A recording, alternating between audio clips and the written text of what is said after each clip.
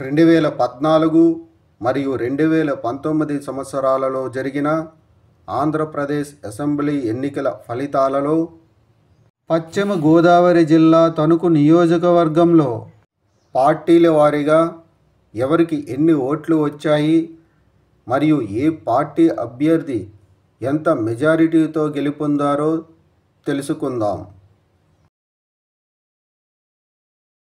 ముందుగా 2014 సంవత్సరంలో జరిగిన ఆంధ్రప్రదేశ్ అసెంబ్లీ ఎన్నికల్లో పశ్చిమ గోదావరి జిల్లా తణుకు నియోజకవర్గంలో తెలుగుదేశం పార్టీ అభ్యర్థి అరిమిల్లి రాధాకృష్ణకు 1,01,015 ఓట్లు, వైఎస్ఆర్ కాంగ్రెస్ పార్టీ అభ్యర్థి చీర్ల రాధాకృష్ణకు 70,067 ఓట్లు వచ్చాయి.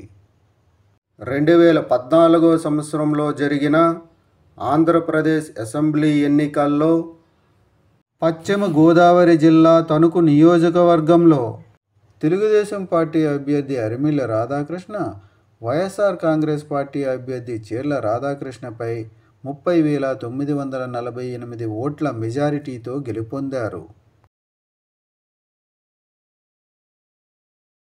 2019 సంవత్సరంలో జరిగిన ఆంధ్రప్రదేశ్ అసెంబ్లీ ఎన్నికల్లో పశ్చిమ గోదావరి జిల్లా తణుకు నియోజకవర్గంలో వైఎస్ఆర్ కాంగ్రెస్ పార్టీ అభ్యర్థి కారుమూరి వెంకట నాగేశ్వరరావుకు 75,975 ఓట్లు, తెలుగుదేశం పార్టీ అభ్యర్థి అరిమిల్లి రాధాకృష్ణకు 73,780 ఓట్లు, జనసేన పార్టీ అభ్యర్థి పసుపులేటి వెంకటరామారావుకు 31,961 ఓట్లు వచ్చాయి.